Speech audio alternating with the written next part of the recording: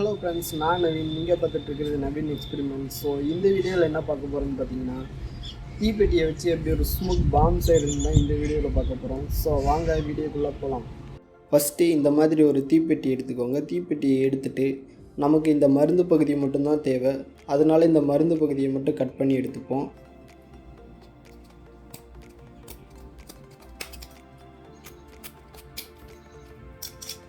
நான் கட் பண்ணி எடுத்துக்கிட்டேன்.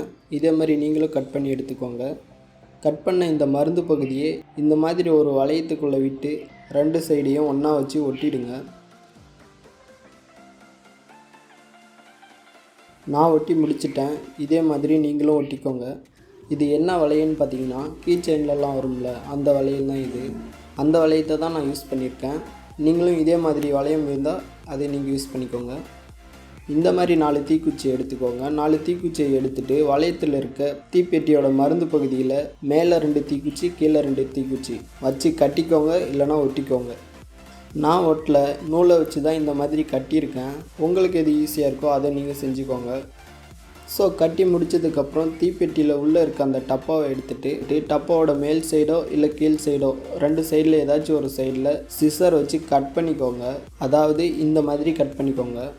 இப்போ கட் பண்ண அந்த டப்பாவில் தீக்குச்சியை வச்சு ஒட்டிக்கோங்க. நான் ஒட்டிக்கிட்டேன். இதே போல் நீங்களும் ஒட்டிக்கோங்க. ஒட்டி முடிச்சதுக்கப்புறம் இந்த மாதிரி 2 ஊதுபத்தி எடுத்துக்கோங்க. ஊதுபத்தியை எடுத்துகிட்டு அதில் இருக்க குச்சியை விட்டுட்டு மேலே இருக்க மருந்தை மட்டும் தனியாக எடுத்துக்கோங்க. இந்த மாதிரி எடுத்துக்கோங்க.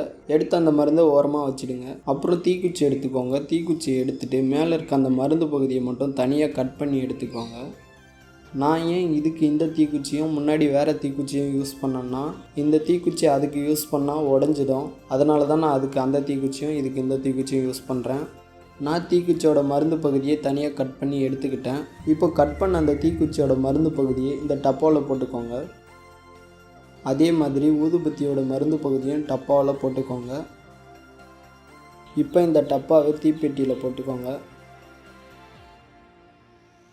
போட்டதுக்கப்புறம் தீப்பெட்டியோட மேல் சைடு கீழ் சைடில் குளுகன் யூஸ் பண்ணி ஒட்டிக்கோங்க. குளுகன் இல்லைனா வேறு ஏதாச்சும் யூஸ் பண்ணி ஒட்டிக்கோங்க.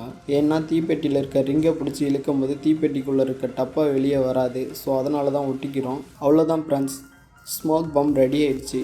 வாங்க டெஸ்ட் பண்ணி பார்த்துடலாம்.